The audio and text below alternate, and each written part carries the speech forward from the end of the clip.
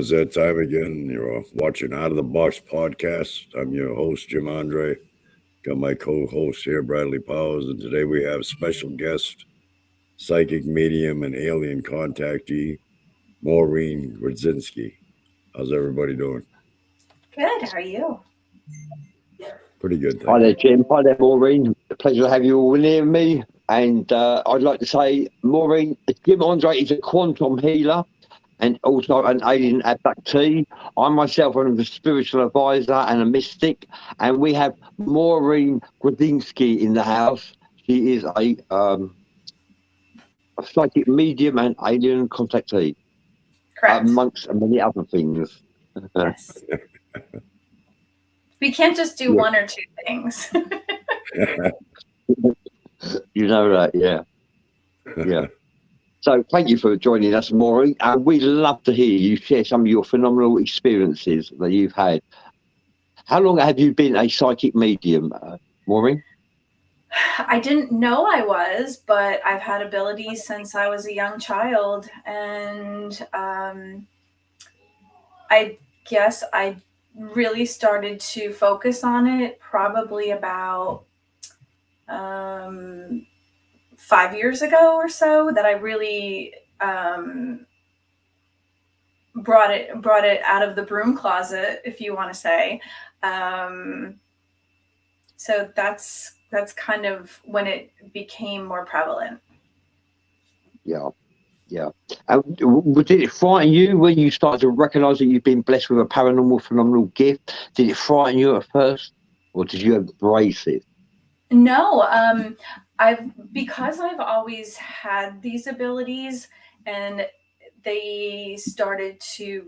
I mean, the first time something actually happened, I would think I was around 3, and I think a lot of people say that the first time they had some form of an ability show up, or they noticed something, they were around 3 or 4. That's about the age that they start to notice things. At least that's what I noticed when I listened to, a podcast or some kind of show. So they start to notice things. Forgive me. They when they say that, it kind of clicks that that's about the same time I've noticed. But I think because kids are not afraid, because they don't have fear yet, they it's just easier for them to kind of slide right into whatever they're doing. So I don't think I was afraid because of that. It just kind of kept rolling, and then all of a sudden, in 2016, my senses exploded. So that's when everything really kind of opened up more. Yeah, a child's mind is very passive, Absolutely. Thinking back though, what I did see, it's amazing that I wasn't completely traumatized. Because I think I saw much more back then, and I had much more activity around me. My parents kind of didn't believe me. They didn't, like, now that I kind of told them everything, they I don't know. I don't know if I told them everything when it was going on, because I was so young, and I probably didn't have the vocalization to tell them what happened. When I told them later, they pretty much told me that I was lying and making it up to get attention from them. In your 30s, you really don't need your parents' attention at that point. So it was like, I really don't want to tell you this. This is something that I'm really kind of trying to tell you, so I can see if you tell me that I'm on the mark or you remember anything. And like, they really couldn't be bothered with it. So. Well, unless somebody else has experienced what you've experienced, it's hard for them to believe, Yeah. Even if you don't remember it, and then you kind of start to remember, because I think it kind of gets blocked. I don't know if they want you to block it out until it's time, because I think some of the things that I've been through were blocked out, and then all of a sudden it's like it comes back, and then you start to it floods you. Right. But then once you do start to remember, it's like, oh my God, I remember everything, like down to what I was wearing that day. And how do you really remember like the time of day, what the weather was like, what you were wearing when you were 3 or 4 or 5, you Yeah, know? yeah, it's You remember pretty every little amazing. bit. Yeah, yeah, it's pretty amazing. So it's kind of cool because from when I was younger, I don't think that I realized what was happening because it just seemed ordinary to me. Like everybody had these abilities. Everybody was probably the same because I guess I didn't say anything because I thought everybody's having the same things happen. It was normal. Hi, Vic. Yeah. I'll do a quick shout out, Maureen. Hi there, Gary White. Thank you for joining us. Stephanie Wyren Belski. Thank you. Jim McFarlane is in the house with Gary W. White, Marianne Clark, Shiloh Brown, Kyle Power, Vic Makaroff, Daryl Milber. It's a pleasure to have you all near us. Okay, sorry if I haven't mentioned everybody, but thank you for joining us. This is Maureen, and she is a psychic medium and alien contactee. Over to you, Maureen. Hi, everybody. While I share the show. Yeah. So I think that definitely is the case. Like you don't, if you think it's normal, you're not going to be alarmed. You're not going to tell people, you know, like this is what's happening. I remember driving under, you know, freeway lights, and I remember going under them, and one would go out, and then you go under another one, and then that one would go out, and then another one, and then that one would go out, and I would think to myself, and this was as I was a little bit older, probably around 10, the lights they're trying to save power by putting the lights out because you don't need it once you go under it. And now I think to myself, that was kind of brilliant to think that at 10, you know? Yeah. But that's totally stupid when you think. But there was definitely someone controlling that because as I got older, the angrier I got, lights would start to flicker, light bulbs would shatter, you know. I definitely have an energy issue. Right. For sure. So kind of like fire starter, you know, like thankfully it didn't get to that full blown like it would be cool to have that as a gift, but I mean, yeah, that would be a bit much. It would. We could try it someday. Yeah, nothing wrong with trying. Have you ever been attacked, Jim? What was you going to say? Have I ever been attacked by any demonic entities? Would you say, Maureen? No. And here's the weird thing. So I've been in many, many, many, many, many haunted locations. Other people have. I've never been scratched. I've never been pushed. I've never been, I've never had anything happen to me except one time, and it was in my own house. And it was that someone came in from about a mile down the road, and it wasn't even that this entity was demonic. It was that they were totally misunderstood, and they weren't, I don't think they were necessarily meaning to hurt. It was more like when a child kind of like pushes at you and they kind of giggle and then they run. This entity was beaten by their father as a child to the point where they were, they had a low IQ. So her idea of the push or the pinch or whatever and then running was to punch and giggle and run. So that's what she did. She punched me or tried to punch me. And when I reacted, she was already under my bed, grabbed my ankles, and tried to yank me underneath. And then when I kind of like figured out what's happening, because this is like when everything started to explode and, you know, it all started to come about, she was already throwing my dog down the stairs. It was like everything was quick. So I had to figure out how to get her out and, you know, take care of things quickly.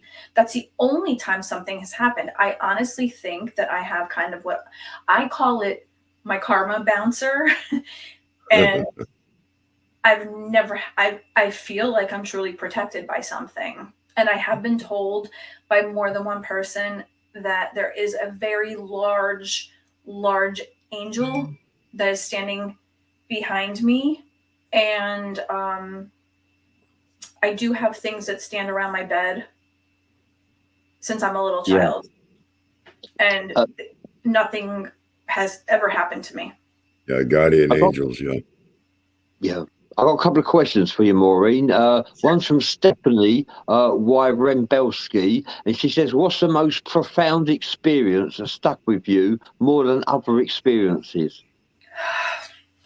Oh my gosh. So I know that a lot of people say that when they have abilities, I'll explain it. I'll back up one step. So when you have abilities, they become stronger because you tend to have like a silver cord that attaches from the top of your head and goes to the heavens, and you have a silver cord that attaches from your feet to the core of the earth. The more times that gets clipped, you kind of dangle, and that happens when you have surgery and you have anesthesia because you're kind of floating. It tends to happen if you have a near-death experience or an NDE, an out-of-body experience or an OBE, or if you die and you're resuscitated. So I've had lots of near-death experiences. I have practiced astral projection, and I have died twice. So I would definitely say that the most profound experiences were definitely death and being brought back. And both times were extremely different. Extremely different. What was it like? I mean, what did you actually experience? So the first time I was sick, very sick, and I had a very high fever. I thought it was a dream, and now I know it wasn't a dream because I went through this tunnel, just like everyone talks about the tunnel. I remember detail. I mean, it was so vivid and lucid. I remember the smell. I remember the taste. I remember the feeling. I remember walking. I was walking kind of like if you were walking in bare feet down a street, but it didn't have that same asphalt feeling. And I was walking in the dark, and it had this like glowy blue look around the sides, but it almost felt like the sides were closing in on me. And I remember seeing black hands reaching out to me, trying to grab at me. And it got closer and closer and closer. And then I remember a glowy blue look at the end. It wasn't a white light, it was a blue light. And at the end, there were 3 human beings standing at the end. I didn't have to see their faces. I couldn't see their faces. But the 3 of them were talking, and they weren't talking to me. They were talking to each other, which I thought was actually kind of comical, because I wasn't even allowed to have a say in what I was going to do. They were going to decide for me, and it was kind of like a rock, paper, scissors kind of decision. And I knew exactly by the shape of their bodies and what they were saying who they were. So there was a very large man and it was my grandfather, who I never met because he died when my mom was 9. There was a very small elderly woman, and you can see that her hair was wrapped in a bun with a braid. So that was my great grandmother on my mom's side. And the other one was a very tall, thin man with a cane. And that was my great uncle. So my great grandmother and my uncle had both passed away within like a month to 2 months after I had passed, or after I had been born. So it was very interesting how they were talking to each other, and they were saying that, one was saying, I would really love to meet her. I have never gotten to meet her. She needs to meet me. One was saying, but it's not her time yet, and she deserves to live, a longer life than now. And I was about 15. And the other one was saying, well, I got to meet her, almost in a sing-songy, like, I got to meet her, like that kind of thing. And they were fighting over who should be able to make the decision. And my great grandmother won. She was kind of like very strict about how long I was going to be here. And then all of a sudden, when the decision was made, I was sucked backwards and almost like and was back in my bed, but heart pounding and running down the street. Like I was wide awake, running down the street, fever broke, definitely still not well. And I was really sick for probably another 2 weeks. So I think that was probably closer to what most people think. The second time was very different. I had to go into a hospital for a procedure. It was a kidney biopsy, and you're flat on your stomach with your arms up and an IV in your hand, and they have your vitals that you can see. And I had warned them in advance that I'm not good with anesthesia because of what's wrong with me. And they asked what happens. And I said, with the anesthesia, my vitals can drop and I will crash. They told me that they had no idea what the name of the disease was that I had. And that worried me a little bit. And they said that I shouldn't have to worry about it because they can control it and they'll take care of it. So as they start to drip the anesthesia, I immediately start to watch as everything starts to drop. And everything starts to get slower and quieter. And all of a sudden I start to feel really tired. And then I hear beep, and it felt like a black velvet curtain dropped over me. And it got quieter and quieter and quieter, and they got more frantic. And then all of a sudden, I felt like I was laying on fur, and I had fur over me, and everything was pitch black. I could still hear everything, but it just got further away. And I was there for a long time, and then I didn't hear anything, but I could still feel myself being on that fur with the fur wrapped around me. And it felt like the best summer nap in a breeze ever. Like I just didn't want to come back. And then all of a sudden this woman starts to slap my hand. And she's screaming, honey, your nails are so pretty. I love your jewelry.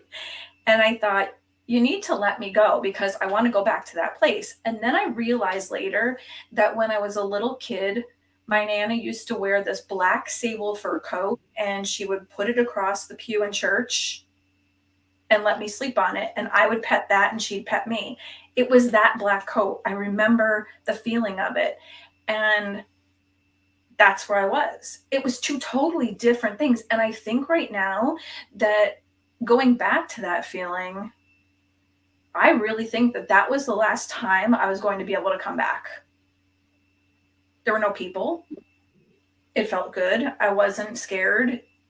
I didn't want to come back. Yeah. Vic Makroff is saying, and the child's mind and their pineal gland is unpolluted with all the things that tend to influence adults in our modern day society. That's him referring to child's minds.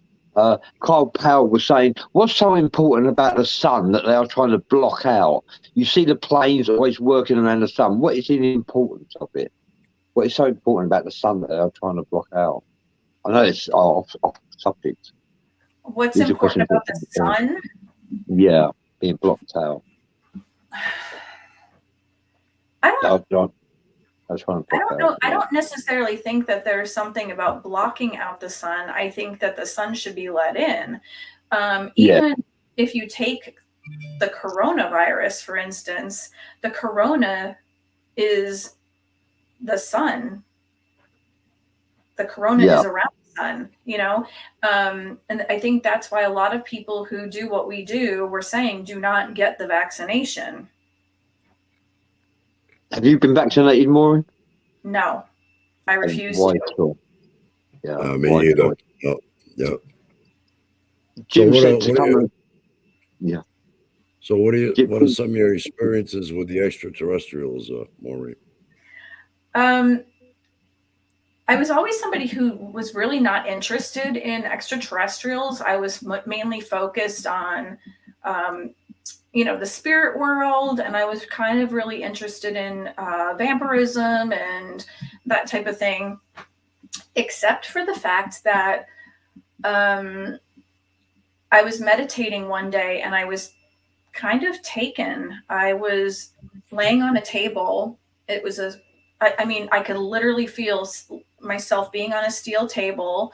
I was unclothed and I had a medical paper over the top of me over my head. And when I opened my eyes, I could still see, just as a psychic medium would see whether your eyes are closed or not. And there were ETs up and down both sides of this table, and that same blue glow. I mean, it seems to be like that blue glow is like an ongoing thing for me. It was a completely desolate room, but it wasn't cold. It was warm. It was accepting. It was very, I don't know, it's kind of like being in your own living room without the furniture and different things. And every single one of these beings looked very different from the others. They were, I don't know, one was short and chubby and he had a really long neck and long arms and legs and was blue. Another one was like an army green and he had a long beak-like nose. And every single one of them was totally different. It was almost like how we all have different ethnicities or different colors, or, every single one was different. So there was a being here, and I say him because he gave off a very masculine feeling to me, but he definitely seemed like he was in charge. And the paper fell down off my face, so I was able to see him, and he yanked the cover up over my face. But I'm always someone who's been very curious, and I'm not afraid of anything. So I kind of pulled the paper down from the inside, and he yanked the cover back up. And whatever was at the other end of the table, he started to giggle a little bit. So I pulled the paper back down, and I looked up, and whatever this thing was, he was super sarcastic, and he went and rolled his eyes. And the thing at the end of the table giggled. So I did too. And then I couldn't stop laughing. So they're definitely, they have emotions. They're funny. They're annoyed. They're like us, but they have this weird, like, meow. They talk odd, but not from here. Yeah, telepathically, yeah. Yeah. So from that day, I think I was supposed to be in that situation, because after that, my husband was sitting on our couch. He came home from work really early in the morning, and he usually eats his snack in the living room. So he was sitting there with our animals, and he installed like a latch lock at the top, like they have in hotel rooms. And he locked both locks, and he said all of a sudden he felt this freezing cold air. And when he kind of went to look, our door was wide open, completely open. And he said when he looked back, this gray shadow darted up the stairs. So he locked the door and kind of like looked up and sat back down. Now, I would have gone up after it, but you know, he didn't. He was probably lazy that day and eating chips. But I was sleeping. Like, he should have gotten up to check to see what was going on, but didn't go. 2 days later, and I'm telling you, I remember this because this was when Congress was talking about UFOs being shot down. That's why I specifically remember this. So 2 days before that, I was lying in bed, face down, and I could hear in my head while I was sleeping these padded feet walking up the stairs. And I think that was done so that I could wake up so I would know, because once I woke up, I went like this and I looked up and I saw the top of the stairs, and I could still hear the feet sounding like padded feet walking up the stairs. So it was kind of like I'm going to get you ready so you could hear us coming, because there was, I'm sorry for the dogs barking, 3 foot tall being and a 2 foot tall being. They were holding hands, but they were not solid and they were not translucent. It was almost kind of like a hazy, grayish thing. And it had these like fringy edges that were pink.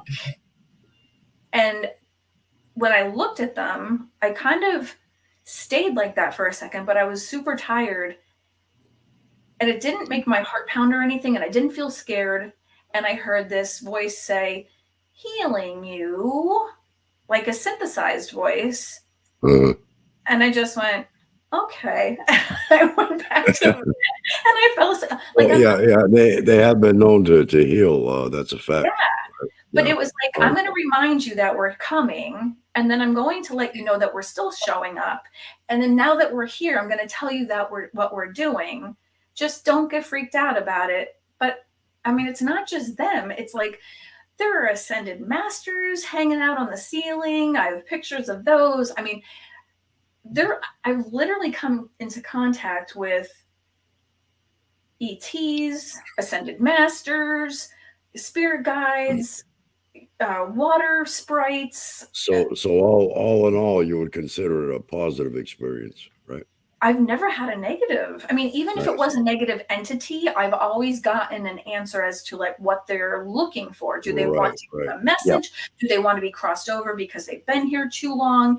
Is it that they're just really angry and they want to get to that point where they go someplace and just scream at the top of their lungs and then just make me leave them alone? I always get to find out what they're looking for. And I can understand that, because we all have those bad days where it's like, I just want to scream the F-bomb at the top of my lungs. Get the hell out of my face, lady. You know, like one of those things. Right. They're just like us. They don't have a meat suit. They just have emotions. And I can appreciate that. Yeah. Kyle Power says, how do I connect to a spirit guide? That's a very good question, Kyle. That is a great question. I think starting off by doing some meditation work, and I know that that's hard, Carl. I was never a great meditator because I love, thinking of what's going on in my day and the smell of pizza and, talking to the squirrels outside. But I think if you can literally sit down And even just take in 3 deep breaths and think of where your breath is coming from. And that sounds stupid because a lot of people are like, oh yeah, it's coming from my lungs. It doesn't always come from your lungs. Sometimes it comes from your upper stomach area. Sometimes it's coming from your belly. Sometimes it's coming from your chest. Not everyone's the same, but start with 1 deep breath and think of where it's coming from. And after, a couple of tries, you'll be able to do that without even, you'll be meditating without even knowing that you're meditating. But start with that and then do a really great meditation where you have all 5 senses involved. It's great when you think of your favorite place. Like I always think of my favorite place as being the beach. So you can get, feeling the heat of the sun on your skin, and lick your lips and think of the salt, like taste the taste of salt, or even like a margarita or whatever you're drinking when you're at the beach. The sound of the waves, the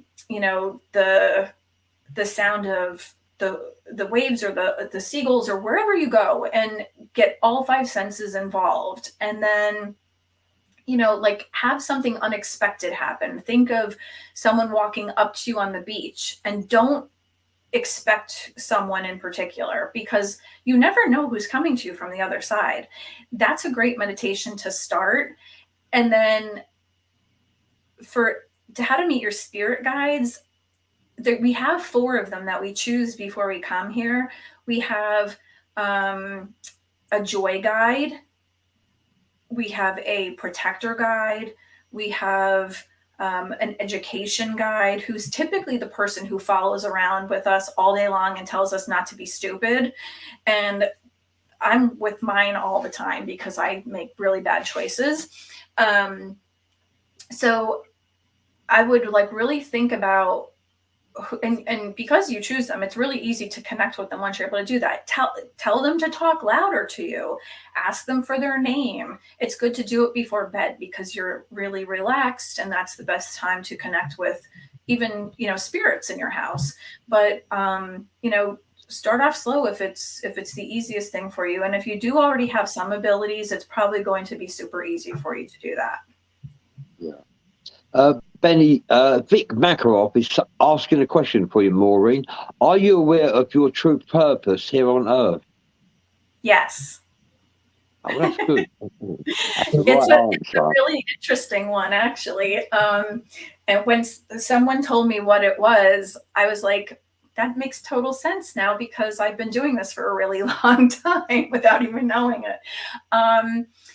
So first of all, I was told that I chose probably one of the most difficult things to do. There's 2 things. Joy, to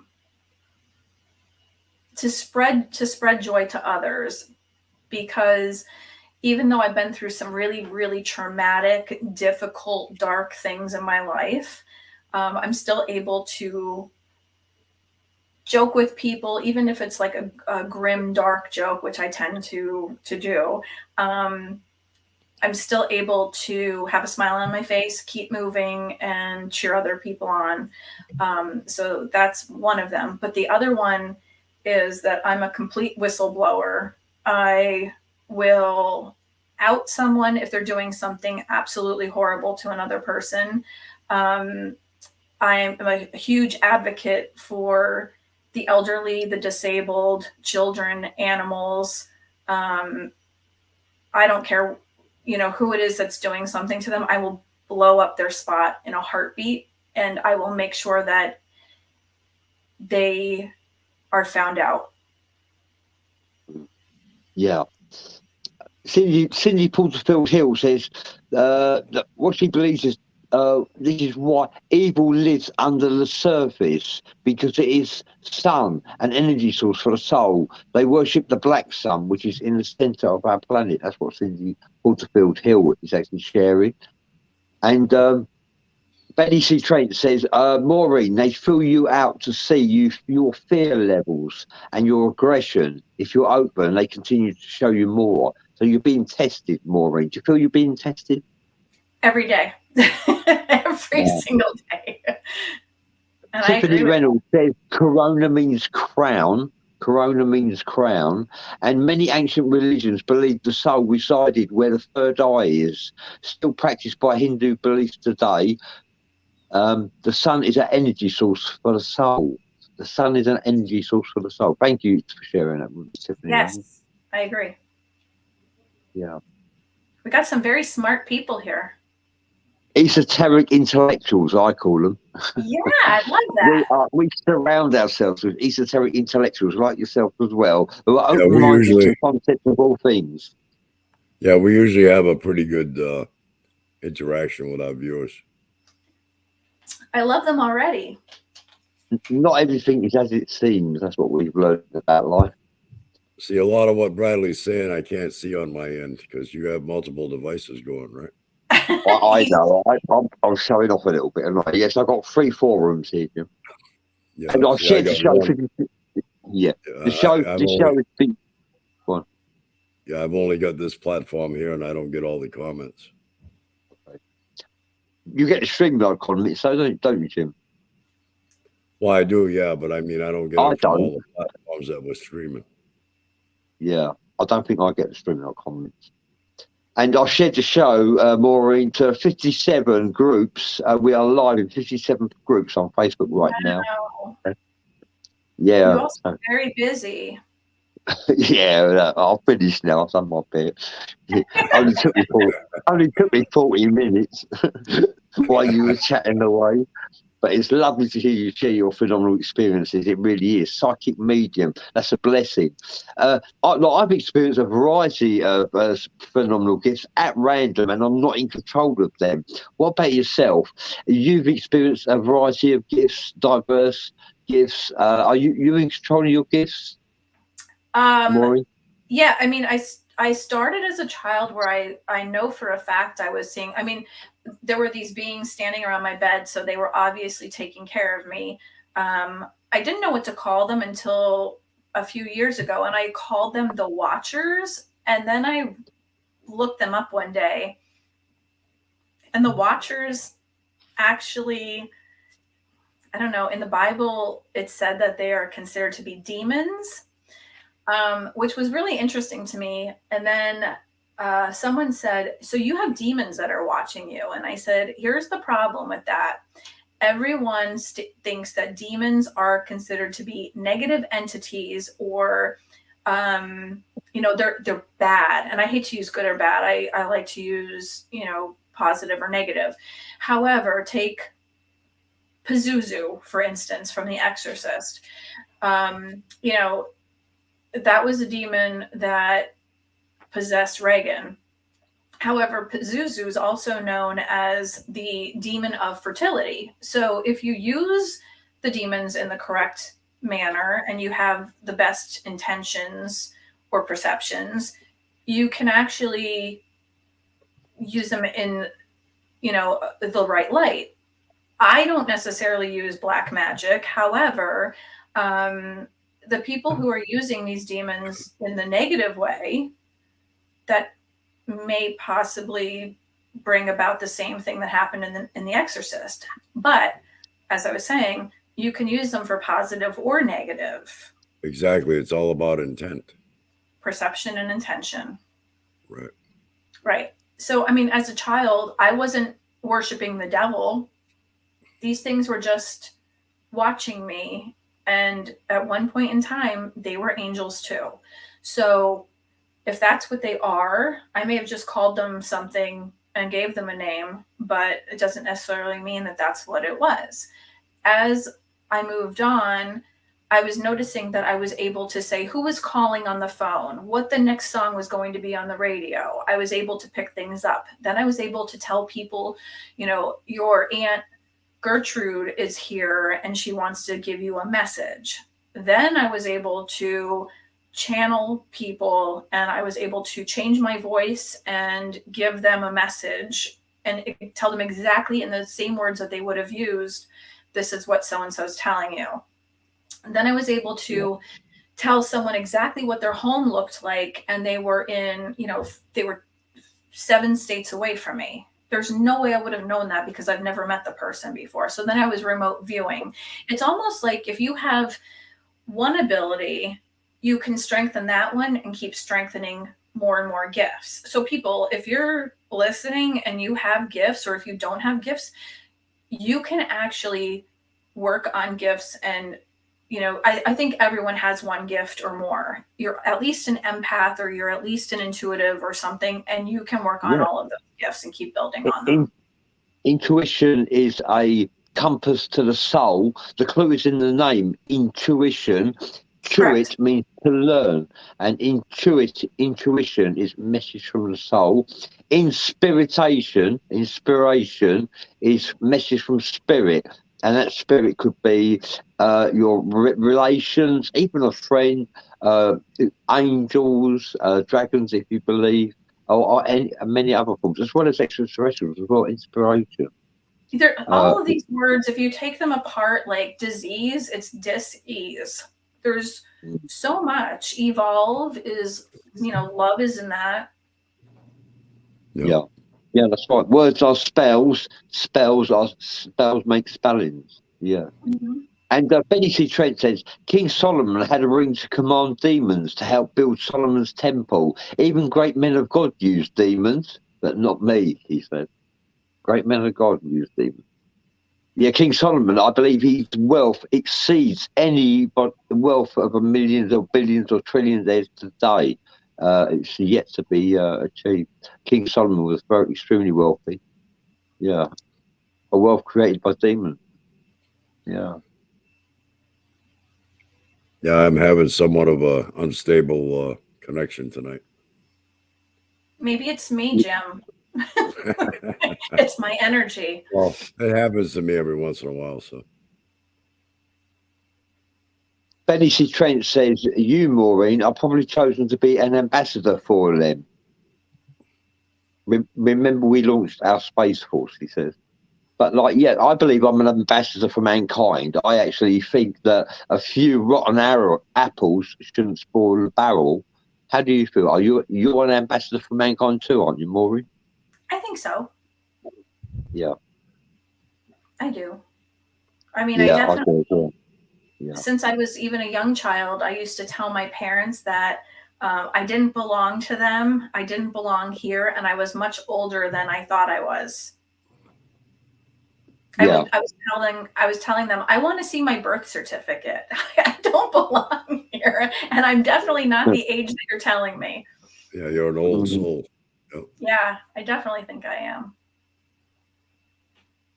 And I was seeing, like, past lives. I was walking down the street one day, and all of a sudden I'd see my feet, and they were not in flip-flops. They were in tied-up princess heeled boots with a hoop skirt. And I was smelling roasted chestnuts, and I heard the clip-clop of like a horse with a horse-drawn carriage. And then it happened again when I got home. My steps were kind of curved, and they were older wood. And then I finally thought, you know what? If it's showing me that I need to see this, I'm doing a past life regression, which I did. I saw everything. I saw where I lived, who my husband was, who my children were, where I went to spend my time. I saw the name of my estate. I learned all of this information. I even knew my first name, my maiden name, my last name. And I looked it all up online, and I found myself. So there is something to this. It's definitely real. Yeah, it's fantastic. Yeah. And so have you had many previous past lives? Was you a star seed, an extraterrestrial, or can you remember being here on Earth? I haven't seen that yet, but I definitely believe that I was, because I know I'm it's so strange. The first thing I do when it starts to get dark is look at the stars. I feel like there's definitely something there. And I've definitely have had many, many, many past lives here too. Yeah. And I get very sad if I can't see stars. It's a really weird feeling. Me you're connected. You're connected to the Yeah, stars. if I can't see stars, I really, it's almost like a deep sadness for me. Yeah. Benny C. Trent says the ET are seeing he's seeing our false mountain, and I want in peace mindset. David Wilkes says, I was Moses. See, me and Jim have encountered many people who believe they are reincarnations of familiar historical ancient ascended masters.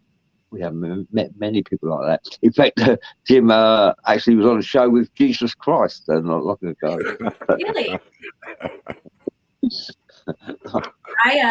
We won't even go there, Maureen. No, we're not going there. No.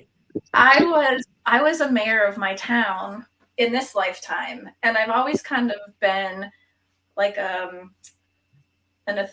I guess I don't like authority figures. not that I don't like someone, but it's really hard for me to adapt to. We were just talking about this before the show, but I don't like organized things.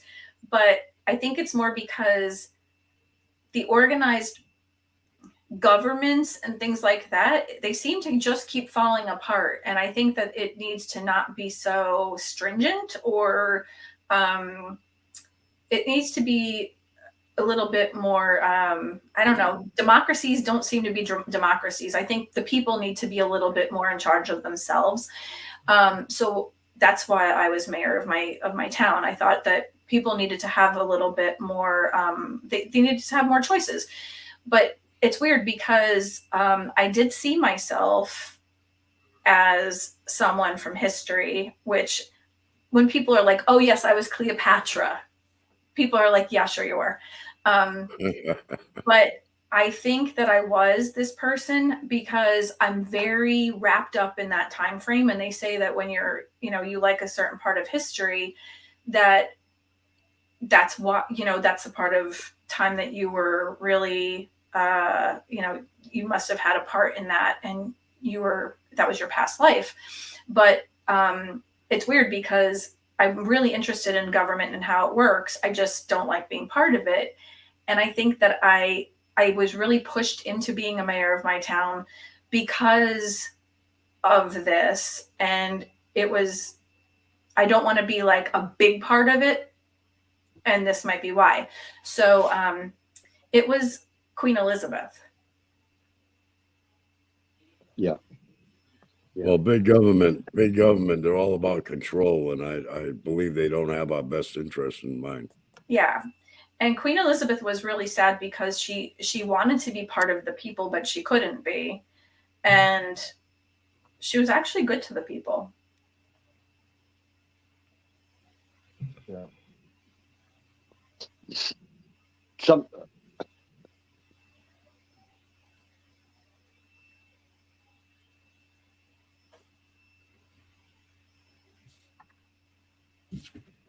Did we lose Bradley? I'm sorry, I thought we lost sound then. Hi, Dan. Yeah, because it's freezing up at my end. Some of the images. We're getting technical issues as we normally do. We are hindered by glitches sometimes. Some say that Queen Elizabeth is actually a reptilian shapeshifter, reptilian blue blood. And what do you think about that, Maureen? Do you think there's any clarity in those words? With shapeshifters and reptilians? Yes. Yeah. I don't think that it goes back as far as that. I think recently there's a good possibility. I think I've seen it more in music. Yeah. There's a specific person in music that I think is part of a major problem that I don't want to name names, but I was talking to a friend who is in the music industry. He is a rapper. Hi, Kristen L. And I'll say this, he was from Romania. He was hand selected by Mother Teresa. His name is Kristen El-Jarrah. He came from Transylvania, and he has abilities as well. He works with many big name rappers, and we had a conversation about this as well. There is a problem when it comes to abilities and people who have gotten involved with specific people like that. And also the frequency. We should be listening to music on 432 kilohertz, I think, or megahertz, and it's on 440. So they've actually changed the frequency. Although that we've got used to it, but it's actually designed to actually for us to stress us out and not enjoy it, but we do enjoy it because music is a universal language that we all understand. Yeah, anything like within the higher numbers is good because, like, I think it's 900 and something. I don't know off the top of my head. Is like they call it the God number. Yes. Yeah. And recently it was found that the world or Earth, I should say, is spinning faster than it ever has before. And supposedly we're losing days, like not just hours, but even days. And that's why people feel so horrible. If you've noticed that you're not feeling well, or you feel sluggish or tired or whatever, and the people that are going to feel the worst are going to be the true narcissists, or the people who are going to cause the most problems for you, or whatever. They're going to feel it the most. Yeah. And yeah, people are feeling your connection, Maureen, as well. Benny C. Trent says he feels your connection. He says that you, Maureen, are very aware of yourself and are very confident, and he likes that about you. Thank you. I appreciate that. And David Will says he totally believes in what you are saying. He thinks you're very precious, actually. And Vic Macro says, do you see yourself reincarnating again after experiencing this physical state of reality you're going through now? Or do you foresee yourself moving on elsewhere after experiencing this physical state or reality that you're going through right now? I don't think I'm coming back. I think that when I passed away, when I had my anesthesia issue, something about that seemed very off to me. And I was at peace. I don't know who said that, so I'm glad that made sense to you. Yeah, yeah. Vic I think Macro said that, yeah. Oh, Vic? Okay. Yeah. I think that time, because of all the near-death experiences and all the other things, I think this, it's really strange because I have literally advanced so much over the last 4 years. So much has changed. I have seen so much. I have read so much. I have taught so much. I don't think I'm coming back again. No. Like, my life path number is supposed to be a 4, and I don't resonate with that at all. I think if you seek ascension this side of life, when you cross over, you'll be given the option. You can either head for the light and reincarnate back to this earth, or you can evolve onto a higher plane. Whereas if you don't seek ascension, if you're a sleepwalker and you're not in touch with what's going on around you, the reality of this world, you will reincarnate, and you'll continue reincarnating until you do seek ascension and awaken from your slumber. I don't know. I mean, because I won't be coming back to the same people necessarily, which I love my family. I love my children. I love my husband. I love my grandchildren. I can't imagine not being with them, but I wouldn't really necessarily be me.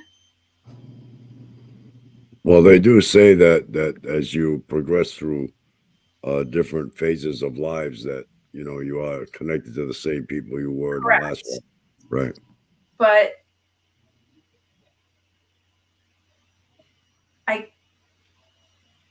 I So wouldn't what really. are you more concerned about, the identity itself, or? It's a little scary. It's a little scary to not know what's next, even though I'm not afraid of dying. I'm not afraid of how I'm going to die. I mean, I've done it twice. I Piece of think cake. It's a piece of cake, right? just like that. I don't know. I think it's my time, honestly. I think that I've gone through many, many, many, many lifetimes, and I've worked really hard. Although I kind of almost feel selfish because I feel like if I've gone through this much, it's my time to turn around again and teach somebody else whatever they need to know. So, but do I really want to be really tired and do it all over again, or do I want to just retire? I don't know. Yeah. It's a hard question. Yeah. But people need help. This world it's in rough shape. Yeah, that's Yeah. an understatement. Yeah.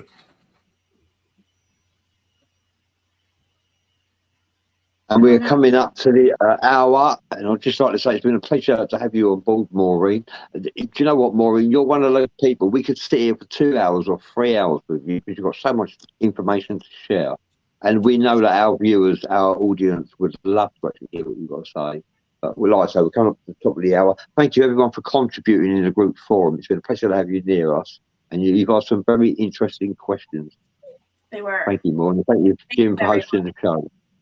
Yeah. Oh, yeah. No problem. Thank you for coming on with us, Maureen. We'd like to have you on again, maybe sometime in the future. Oh my gosh, I would love that. And everyone, please, if you're interested, I have a podcast as well. It's called Dimensions of the Supernatural, or you can just friend me on my Facebook page, or I'm also on A Little Witchy. That's my page.